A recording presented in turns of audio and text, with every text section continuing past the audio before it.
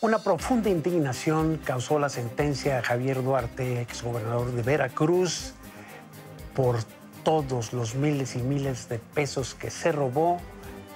Va a permanecer apenas 3 años y pico en prisión, además de que se queda con la mitad de las propiedades de las que se hizo ilícitamente.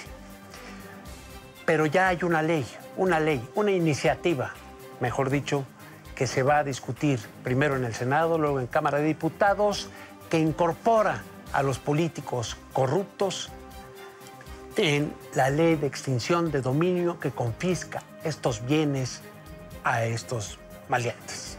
Es una idea que cierra la llave de la corrupción, porque hasta ahora está la extinción de dominios a los narcotraficantes, a los criminales, pero no está para los políticos corruptos, y eso estará a partir de esta iniciativa que evidentemente va a ser aprobada por unanimidad. Es un clamor popular lo que lo pide, y esta noche tendremos al senador Álvarez Lima con nosotros Desde la Trinchera.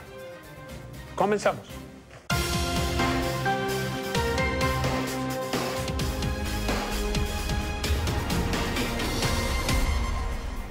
Con la Cuarta Transformación llega al Congreso una ley muy interesante que pretende arrebatar a los políticos corruptos los bienes mal habidos. Es la ley de extinción de dominio, que ya se aplica para ciertos delitos, nada más que esta vez sí van a incorporarse los funcionarios corruptos. Yo le voy a ilustrar, como en el caso de Javier Duarte, que aparentemente solo va a permanecer un tiempo corto en la cárcel, después va a salir, le van a quitar la mitad de las propiedades, pero la otra mitad se va a quedar a gozar. Para explicarnos, profundizar sobre este tema, Rubén Cortés, mi socio, y yo, tenemos hoy un invitado de lujo, al senador José Antonio Álvarez Lima. Él es presidente de la Comisión de Radio y Televisión en la Cámara Alta. Es también un conocedor de los medios, pero él se le adjudica la presentación de esta ley, esta interesante ley que debe de poner a los políticos en advertencia. Pues el honor es para mí por la invitación. Y desde luego decirles a ustedes que la iniciativa la presenté yo, pero es del grupo de Morena, que coordina el senador Monreal. Entonces, ya en 2008, la legislatura de entonces aprobó la extensión de dominio, es decir, retirar la propiedad de bienes mal habidos a los delincuentes organizados, a los delincuentes contra la salud, a los secuestradores, a quienes robaban vehículos y a quienes se atreven a hacer trata de personas. Y se aplicó en algunos casos. Aquí en el Distrito Federal. Yo recuerdo con el gobierno de Marcelo Ebrard se llegó a aplicar un par de veces. Claro, está vigente. Sin embargo, no abarcaba los delitos de corrupción. Es decir, no se podía retirar la propiedad a los políticos que habían robado, que es el caso de Duarte y el de otros delincuentes que están en la cárcel, delincuentes políticos. Entonces, ahora se sometió a la consideración del Pleno de la Cámara de Senadores que se agregue delitos hechos por corrupción, abuso de autoridad, tráfico de influencias, cohecho, enriquecimiento ilícito y delitos cometidos por servidores públicos contra la Administración de Justicia.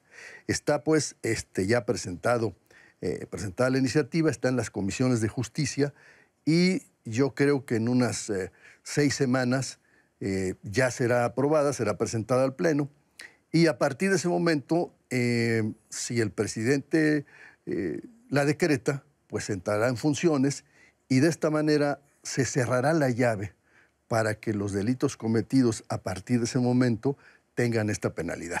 Pues esto es un camino que debió haberse seguido ya hace muchos años. Porque la demora, ¿qué fue lo que impidió que los políticos corruptos que están cometiendo delitos, que están haciéndose de bienes de mala manera, no fueran incorporados en su momento a este? Bueno, de hecho, la figura de la extinción de dominio es una figura reciente en el derecho. se empezó a establecer en Colombia, por ejemplo, y se aplicaba pues, para los escándalos de los carteles estos, en España también con los fenómenos de corrupción, en Estados Unidos, pero no es una figura, digamos, que tenga muchos antecedentes en la historia del derecho. Y tampoco es que se aplique mucho, senador, porque no, por ejemplo, en el caso de narcotraficantes connotados, no ocurre, Yo no me he enterado de que haya habido extinción de dominios contra la tuta, contra el Chapo, no, tampoco es tan... Pero en Colombia se hizo, es donde más tiempo tiene. Me refiero acá con nosotros. No, sí se conoce la ley, pero no es tan aplicada. Claro. Yo creo que tenemos un déficit en muchas cosas en México. Tenemos un déficit en la democracia, como en toda América Latina. Tenemos un déficit en la aplicación del derecho. Muchos déficits civilizatorios, digamos, que ya existen en otros países, ¿no? Entonces, pues tenemos que ponernos al día. Hemos vivido en medio de mucho cuento y pocas nueces, ¿no? Mucho ruido y pocas nueces, ¿no?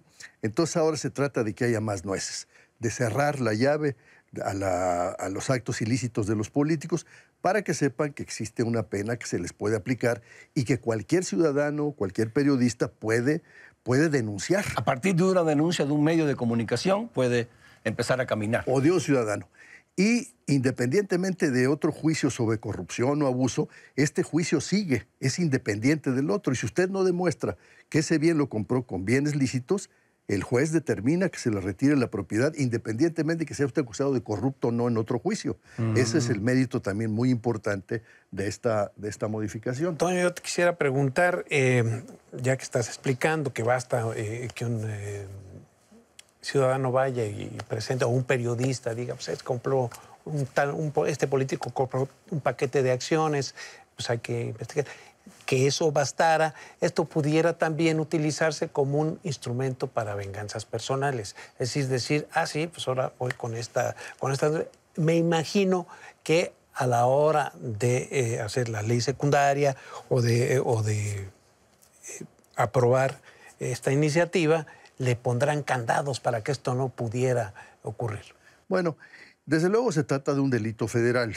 Entonces esto ya sube, digamos, el nivel del el tipo de juez y tipo de agente del Ministerio Público que va a tramitar esto. La denuncia se presenta ante un Ministerio Público Federal. Si el Ministerio Público le encuentra méritos, la lleva con un juez federal. Y si el juez federal le encuentra méritos, abre un procedimiento en donde, bueno, pues el acusado podrá defenderse, se parte de la presunción de inocencia, como en todos los casos, tiene que ajustarse al debido proceso, y bueno, pues si es culpable, pues... Pero este razonamiento de que se puede prestar abuso siempre se hace, y tienes razón, no estamos exentos de eso, pues como no estamos exentos de ser acusados por alguien de... Pero habría ciertos requisitos que tuviera cumplir. Sí, me imagino que la denuncia contemplado. Sin duda, sí. Que no basta el dicho, hay una serie de no hay tiempo suficiente, pero hay una serie de procedimientos que aquí están establecidos, que no quiero extenderme en ellos, pero que sí harán que esto pues no esté al acceso de cualquier gente irresponsable, etcétera, ¿no? Es decir, tiene que tener los méritos suficientes para que la gente del Ministerio Público lo asuma y el juez lo tome en cuenta, ¿no? Sí, el mérito es que incluye ahora a una figura del concierto nacional que no estaba, que es el político. Y es el que dirige nuestros destinos, entonces pues tiene que estar. Claro, y donde hay el mayor reclamo de los ciudadanos. Claro. Porque, pues, como dice Andrés Manuel, frente al Chapo, estos delincuentes de cuello blanco y corbata Hermes, pues son peores, ¿no? Es decir, el Chapo resulta un niño de pecho comparado con estos grandes delincuentes. Sumando las cifras, por ejemplo, del señor Duarte o de los señores Borges, etcétera, pues las cantidades que han robado son estratosféricas, ¿no? Muy superiores probablemente a las que tiene el Chapo, ¿no? Toño, me decías fuera de cámara que va muy bien la iniciativa porque no hay grupo parlamentario que se atreva, pues, a oponerse a una ley. No sería, pues sería unánime. Claro, es unánime. Hasta hoy es unánime. El único que no se ha manifestado es el PRI, pero ya Movimiento Ciudadano se manifestó a favor, el PAN lo ve con buenos ojos, el PRD se manifestó ya también a favor, el Verde también. Y yo no veo de qué manera el PRI se pudiera escapar de aprobar es un esto clamor favorablemente. popular, no Así hay es. manera. Así es. No, bueno, después de la paliza que les pegaron el pasado 1 de julio, pues sería verdaderamente la puntilla asumir una posición contraria a una ley como esta. Hay algunas otras promociones legislativas que se están en curso, que son muy importantes. Por ejemplo, el considerar como delitos graves la aportación de armas, el la corrupción y el huachicoleo. Está trabajando el Senado con seriedad para tratar de ponerle ruedas y dientes al propósito de acabar con la corrupción. Brevemente, en el tema del huachicoleo, Toño, hemos visto que se ha desplazado la violencia hacia las zonas donde este fenómeno se produce. Guanajuato, que era un estado muy tranquilo, casi pueblo quieto, pues ahora es prácticamente un cementerio con tanto muerto que hay, porque ahí está la refinería, porque ahí se producen altos índices de extracción por la vía ilegal de combustible, lo mismo que Puebla, Palmarito. Hemos visto, por ejemplo, que población entera, población entera, como es el caso otra vez de Palmarito, sale a defender. Claro. Hemos visto también, por otro lado, el compromiso de que no se va a utilizar el ejército para reprimir. Entonces ahí como que hay un problema.